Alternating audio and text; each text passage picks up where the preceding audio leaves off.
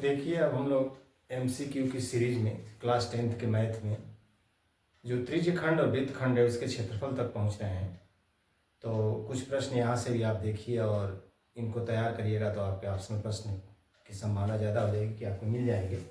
तो आगे बढ़ते हैं। देखिए, आपके बोर्ड पे जैसे कि हर में दिख रहा था प्रश्न आपको दिख रहे होंगे। पहला जो प्रश्न है वो ये कह रहा है कि घड़ी के मिनट की सुई 8 सेंटीमीटर है, 5 मिनट में सुई द्वारा बने त्रिज्यखंड का क्षेत्रफल क्या होगा। तब देखिए, ये घड़ी होती है आपकी, ठीक है, और इसमें ऐसे आप जान ही रहे हैं खाने बने होते हैं। यहाँ 12 होता है, 6, 3 और 9, और 5-5 मिनट की बात हो रही थी। ये खाने 3-3 भाग में बटे होते हैं। ये ऐसे ये पूरा 90 अंश का कोण होता है, तो ये कितने अंश का कोण हो जाएगा, 30 अंश का। और त्रिज्यखंड है तो त्रिज्यखंड का क्षेत्रफल होता है आपका πr² और θ/360। तब देखिए πr² तो आपका रहेगा ही, और यहाँ थीटा की जगह क्या आ जाएगा आपका 30 आ जाएगा, और बटा आपका हो जाएगा 360। अब जो मान दिया है उसको देखेंगे, और 8 सेंटीमीटर दिया है तो सीधे सीधे ये क्या हो जाएगा आपका πr², और ये कट जाएगा आपका कितना हो जाएगा 12, यानी πr²/12। तो ये आपका क्या होगा, ऑप्शन सही होगा, जो कि आपका ऑप्शन दिया हुआ है से बी नंबर पे। तो इस तरह से इस क्वेश्चन को आप कंप्लीट कर सकते हैं। अगला जो क्वेश्चन दिया हुआ है आपको वो देखिएगा, 31 सेंटीमीटर त्रिज्या वाले वृत्त के किसी चाप द्वारा केंद्र पर बना कोण 60 अंश है, तो चाप की लंबाई। अब देखिए, कोण आपको दे दिया है 60 अंश, ठीक है, चाप की लंबाई पूछ रहा है, तो वो सूत्र होता है θ/360 और इंटू 2πr। तो थीटा की जगह आपका क्या हो जाएगा यहाँ पे 60। और देखिए, रेडियस आपका दिया हुआ है, तो रेडियस के यहाँ मान रख दीजिए, तो ये आपका 1 और बाई 6 हो जाएगा, इंटू 2 और 22/7, और आर का मान 21 रख दीजिए। देखिए, ये हो जाएगा आपका 7 21 और 3 दूनी 6 कट की जाएगा, कितना हो जाएगा 22। तो आपका इसका ऑप्शन मिल रहा होगा 22 सेंटीमीटर डी पे।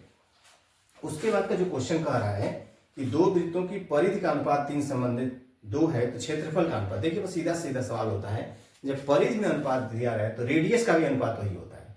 तो रेडियस 3 संबंधित 2 में हो जाएगी, और रेडियस के वर्ग में क्षेत्रफल चलता है πr², तो जो क्षेत्रफल का अनुपात होगा जी 3 संबंधित 2 है तो वो 9 संबंधित 4 हो जाएगा। उसके बाद कहते हैं एक वृत्त की परिधि तथा क्षेत्रफल के आंशिक मान बराबर है, तो त्रिज्या क्या होगी। देखिए, क्षेत्रफल दिया है और आंशिक मान πr² बराबर दिया है 2πr। सिंपल सा, इस पाई से इस पाई को काट दीजिए, एक ही खत्म हो जाएगा, तो r इक्वल टू कितना हो जाएगा 2। तो परिधि और इसका क्षेत्रफल आपस में क्या कर लीजिए, बराबर कर लीजिए, तो r का मान आपको ज्ञात हो जाएगा। ये आपका आएगा 2 मात्रक। कराए अगले प्रश्न में कह रहा है, यदि एक वृत्त का वर्ग के परिमाप बराबर है तो क्षेत्रफलों का अनुपात क्या होगा। देखिए, एक वृत्त कह रहा है, एक वर्ग कह रहा है, उसके परिमाप बराबर है। तो देखिए, वृत्त का परिमाप जो होता है वो 2πr होता है, और वर्ग का परिमाप एक भुजा अगर वर्ग की x मानते हैं तो इसका होगा 4x। अब ये 4x हो गया, तो इसको आप लिख सकते हैं πr = 2x। अब x का मान आप निकाल लीजिए, चाहे r का मान है। अगर r का मान आप यहां से निकालते हैं तो ये हो जाएगा 2x/π, और ये क्या है, ये वृत्त है, इसका रेडियस आपको पता चल गया, और ये आपका क्या है वर्ग है। अब ये पूछ रहा है इसमें इनके क्षेत्रफलों का अनुपात क्या होगा। तो देखिए, इसका क्षेत्रफल का अनुपात, तो ये क्या हो जाएगा आपका x², और ये πr²।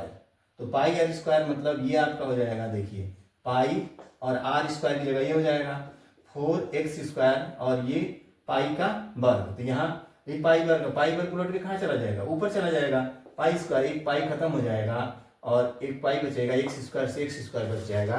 तो आपका संबंध होगा π/4 आप लिखेंगे। इसमें देखिए का अनुपात में भी दिया हुआ है, तो अनुपात में चाहे तो इसको आप कैलकुलेट कर सकते हैं। तो जब ये π/4 हो जाएगा तो इसका मान रखिएगा, तो 22/7 × 4 यानी क्या हो जाएगा 22/28। तो अनुपात इसमें आपको दिया होगा 22/28 नहीं दिया, इसको कैंसिल किया हुआ है, तो 11 क्या होगा 14। तो अनुपात आपका क्या मिलेगा 11/14। तो इस थोड़ा सा टेक्निकल सवाल है, इसका वृत्त और ये वर्ग, इनके जो है परिमाप बराबर दिया है। तो ये देखिए, परिमाप बराबर हो गया, यहाँ से रेडियस निकाल लीजिए, और उसका क्षेत्रफल का अनुपात का मतलब होता है भाग देना। तो हमने क्या किया, वर्ग के क्षेत्रफल में वृत्त के क्षेत्रफल से भाग दे दिया है। उसके बाद करें, दो वृत्तों की त्रिज्याएं 3 सेंटीमीटर और 4 वृत्तों के क्षेत्रफलों के योग से बने वृत्त का क्षेत्रफल बताना। अब देखिए, एक जो वृत्त है यहाँ देखिए 3 सेंटीमीटर का है और एक 4 सेंटीमीटर का, तो इसका हो जाएगा πr², 3 के 9 9π, और ये 4 चौक के 16 16π, दोनों जोड़िएगा 25 और पाई हो जाएगा। और पाई आर स्क्वायर होता है यहाँ से, तो पाई पाई खत्म हो जाएगा, आर बराबर कितना हो जाएगा 5। यानी जो दोनों वृत्त ये मिलेंगे आपको योग वाले, उस जो एक बड़ा, इससे जो बड़ा वृत्त बनेगा इसका जो क्षेत्रफल बराबर जो है योग के, तो उसका रेडियस कितना होगा 5 सेंटीमीटर। ये अलग तरह का सवाल था। उसके बाद 10 सेंटीमीटर त्रिज्या वृत्त की कोई जीवा केंद्र पर समकोण बनाती है तो वृत्तखंड का क्षेत्रफल बताना है। 10 सेंटीमीटर की त्रिज्या है, तो अब इसको आप कैलकुलेशन से कर सकते हैं। अब देखिए इसमें आपको आर का मान दिया है 10 सेंटीमीटर और थीटा बराबर क्या है आपका 90। तो इस तरह से आप कैलकुलेशन करिएगा। जब एरिया होता है तो क्या होता है theta by 360 into pi r square minus 1/2 r square, और यहाँ पे क्या हो जाएगा, देखिए यहाँ से इसको हम हटाते हैं, इधर नहीं करेंगे। यहाँ देखिए ये हो जाएगा आपका पाई आर स्क्वायर थीटा यानी 90 और बाई कितना हो जाएगा 360 माइनस 1/2 आर स्क्वायर और साइन क्या कर लीजिएगा 90। इसका कैलकुलेशन करिएगा तो आपको इसका मान ज्ञात हो जाएगा कि इसका क्षेत्रफल कितना होगा। तो ये वृत्तखंड का क्षेत्रफल है, इससे आप ज्ञात कर सकते हैं। लगभग 28.5 के आसपास आएगा, तो कैलकुलेशन करके इसको आप चेक कर सकते हैं। तो इन सब चीजों को आप आराम से चेक करके देख सकते हैं कि ये मान आपके क्या मिल रहे हैं। अब इसमें आपको यही देखना है कि ये सलेशन के अंदर क्या आपको पूरा फार्मूला एक तो याद रहे, त्रिज्य खंड का क्षेत्रफल पाई आर स्क्वायर थीटा बाई 360, वृत्त खंड है पाई आर स्क्वायर थीटा बाई 360 रहेगा minus 1/r square sine theta हो जाएगा। उसके बाद अगला टॉपिक इसमें हम टच कर रहे हैं वृत्तीय क्षेत्रफल के आयतन और जो पृष्ठीय क्षेत्रफल वाले सवाल हैं, वहां आप सूत्र को याद रखिए और ये ध्यान रखिए कि जब सरफेस जोड़े जाते हैं तो आयतन जुड़ जाएगा, काट के निकाले जाते हैं तो घटा दिया जाता है। और पृष्ठीय क्षेत्रफल जब निकालना होता है तो जो जो चीजें दिख रही होती हैं सबका क्षेत्रफल निकाल के जोड़ा जाता है। तो यहाँ अगर आप सूत्र तैयार कर लेंगे तो यहाँ के ऑप्शनल प्रश्नों को आप कर सकते हैं। तो सूत्र बेस है और पृष्ठीय क्षेत्रफल में इतने एक एक नंबर के सवाल नहीं बनते हैं, लेकिन आप सूत्र याद रखें, सीधे सीधे सूत्र पे ही सवाल आपसे पूछे जाते हैं। तो सूत्र को याद रखिएगा और याद रखेंगे तभी इन प्रश्नावलियों को आप कर पाएंगे। और कुछ हमने प्रैक्टिस करवाया, इन प्रश्नों को ध्यान में रखिएगा और करते रहिएगा। अगर कोई प्रॉब्लम होगी तो आप डिस्कस भी करते रहिए और इसको तैयार करिए।